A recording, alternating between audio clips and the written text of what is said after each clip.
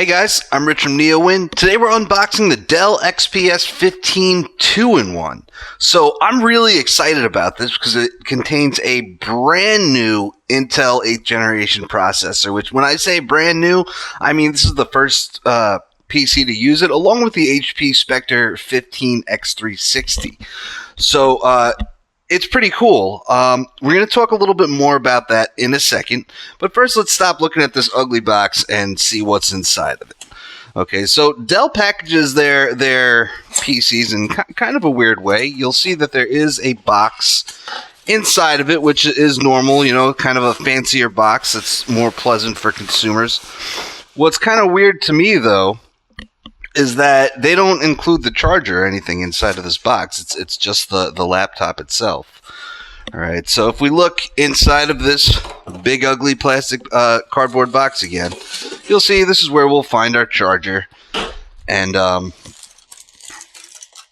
it should charge via USB Type-C. That's the power cable. Over here, we have a USB Type-C to USB Type-A adapter, which doesn't fill me with confidence about this machine. This should be our pen, but we'll get to that. And it does charge through USB Type-C. We'll open all that stuff later. In here, let's check out our pen. All right, because this is a 2-in-1, so pen support is important. And here we go.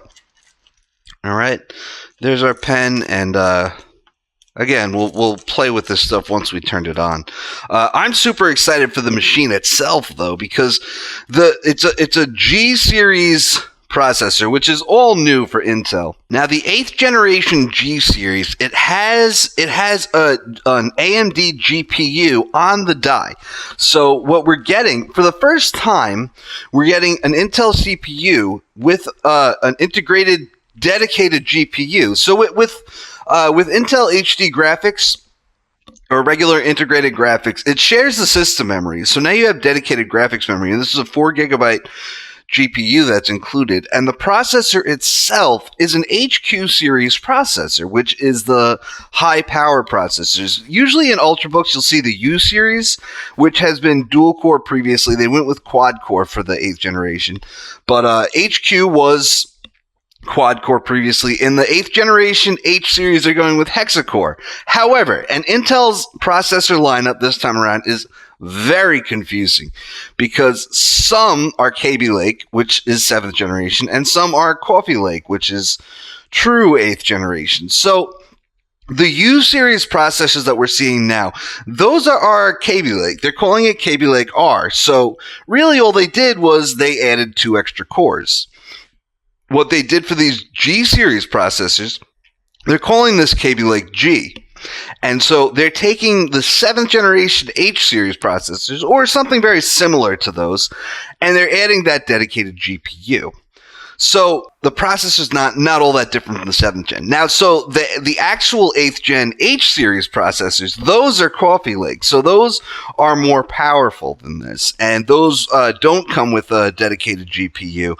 So those PCs you'll see come with their own GPUs, like NVIDIA graphics or something. So here we have the XPS 15 2-in-1. You can see that there's just some paperwork in the box, and that's it. I just find it really weird that they have this little box. It's a very nice box, but it's just the laptop that comes in the box, and everything else comes in that big cardboard box. So we're going to open this up. This one should have a Core i7, where it starts. This machine starts at $1499. It comes with a Core i5. So that's kind of a big deal. It's priced the same as the base model Surface Book 2. So if you want to use that for comparison, the Surface Book 2 has a U series processor, and the base model is a Core i5, and the Core i5 is a 7th gen, so it's dual core, no dedicated GPU. So if you're comparing this to a Surface Book 2 at that price point, huge difference. So this has a 15.6-inch display. This one's 4K. That base model that I was just talking about is 1080p. Okay, so I did not realize this about this machine. There are no USB Type-A ports. Over here, you have 2 USB Type-C ports. Those are not Thunderbolt 3. Those should be USB 3.1 Gen 1. These should be two Thunderbolt 3 ports, and then, of course, a micro SD port over here. So the interesting thing about that is Thunderbolt 3, you can actually you can plug in two 4K monitors off a single port or one 5K monitor. So you probably can actually handle that with the dedicated GPU that's inside of this thing. It is a convertible, which is awesome. So the whole point, now I spent a great deal of time talking about the new processors. I didn't say exactly what it means. So what you get from integrating a dedicated GPU onto the die is you can have these much thinner form factors, right? 15.6-inch 4K display, 16 gigs of RAM, 512 gigabytes of storage, and we haven't seen convertibles like this yet. Lenovo's Yoga 720 did have a 7th gen HQ series processor, and it had a 2 gigabyte GTX 1050 GPU. The new one, the 730, has a U series processor and a 4 gigabyte 1050. So these are some of the most powerful convertibles that we've seen so far. Is it going to let me turn it on? For some reason, it's not letting me turn it on. So as this boots up, we can actually take another look at the pen, right? So this is a pretty standard pen. I assume it's entry. It could be Wacom, but it does have a battery inside of it, which some Wacom pens do have batteries. Quadruple A, not my favorite type of pen. I prefer pens that are rechargeable, or what I really like is what Lenovo did with the ThinkPad X1 Yoga, and they actually included the pen inside of the device where you can just pull it out and use it when you need to. So what this comes with is some kind of loop that we'll have to figure out how to use later, and like a ring. There are a lot of different methods for connecting a pen to a device. Microsoft uses a magnet where you just kind of snap it onto the side. I'm not a big fan of that method because what ends up happening there is it falls off in your bag. They used to use the pen loop method where you would just kind of stick a loop onto the side of the keyboard and do that. That kind of gets in the way. I've seen Lenovo's consumer models. They have a clip that snaps into the USB Type A port. That's annoying because it takes up a USB Type A port, right? So that's why I always like the ThinkPad option of just keeping the pen inside of the device. But then you get a smaller pen. I also like pens that are rechargeable. And again, going back to that ThinkPad where it recharges while it's inside of the device. But I don't know. I'll figure this out at a later time. You see, we have an Infinity Edge display, which this display is beautiful. Unfortunately, that means that the webcam is still underneath the display. So you're not going to really be able to see much from the webcam. I asked Dell about this. Okay. And what I was told, see, it just kind of looks up at you, which isn't great. What I was told when I asked about this, they said, well, how often do you use your webcam? And I said, well, pretty much never. And for me, I would prefer it to work when I needed to. So, but what they said was, well, if you're not using your webcam, wouldn't you prefer to have a more immersive experience like what you're seeing from this Infinity Edge display? It's beautiful and it's immersive. So I get where they're coming from on this. Okay. And I mean, for businesses where they do a lot more video chat and stuff like that, they do have the webcam on top and they sacrifice those narrow bezels. So the keyboard here, you can see that it's kind of it's a thin keyboard. It's a shallow keyboard. So I'm going to see how that goes. They put some magnets in there and stuff to try and make it feel like a normal keyboard. And we'll see how that goes. They did announce a new XPS 15 clamshell with those new Hexacore H-series processors that I was talking about earlier, and that has a normal keyboard. So I'm going to see how the keyboard feels in use. In general, I think it's I'm just pumped for this machine, really. I'm a little disappointed there's no USB Type-A ports. I don't like that they had to include a Type-C to Type-A dongle for me to plug in a mouse, because I'm really not a fan of Bluetooth peripherals. Although I'll actually, Bluetooth mice are a little better with laptops than they are with desktops in my experience. So I'll probably use the Surface Precision mouse with this. But normally I would use a USB mouse, and I'm not gonna carry around a dongle just to plug in a mouse, is what I'm saying.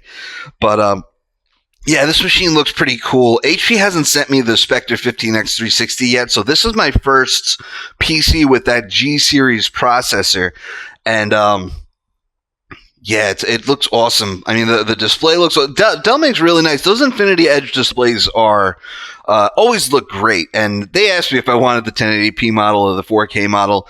I picked the 4K model because it's beautiful, but that's going to sacrifice battery life.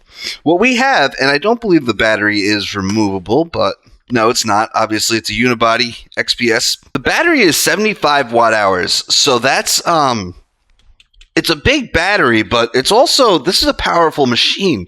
1080p would certainly save battery life. Dell quotes it as getting about 50% more battery life than this will. HQ series processor, dedicated GPU, that's a lot of power. All right. The one thing I do take issue with this machine is that it does come with Windows 10 Home. And in my opinion, any machine that costs over $1,000, and this particular model costs $2,349, should come with Pro. It has the power to run virtual machines quite well, so I would like Hyper-V on something like this. I don't think that a consumer should be asked to spend an additional $100 to be able to get that. But, it is what it is. These types of machines always ship with Windows 10 Home. It's just my kind of beef with the entire industry. I don't think that a regular consumer is going to shell out for this much power. But obviously, being a convertible, that means that we can use it to take notes in OneNote. We can write on photos. We can draw routes in maps. Windows Ink is actually pretty awesome, and I wasn't a huge fan of it when I first started. But I got used to it. In events, sometimes I'll take some notes in OneNote, and it's cool that you can write on photos. In Edge, this is a big one for me, is that in Edge you can write on PDFs. So, a company, I'm not connected to the internet right now, but a company will send me a document to sign, and what's cool is I can just load it up, sign it, and there's no printing and signing and scanning, which just feels so barbaric to me at this point. So I think that's one of the things that I love most about pens, and that's also my biggest issue with pens, is that's my biggest use case for Windows Ink, is signing documents. So if that's all I'm doing, and I only do it once every 3 or 4 months, I don't need to carry this big pen around. I don't need a replaceable battery because it's dead by the time I use it. So something that's rechargeable, something that's easy to carry around, is important to me. Anyway, guys, that's it. That's about all I can say about this for now, and I'll definitely have more for you in a few weeks. Let's say 4 or 5 weeks. I'm definitely going to be bringing this thing to Microsoft Build with me, and this is going to be my main laptop. That's it. I'm Richard Neowin. Have a great night.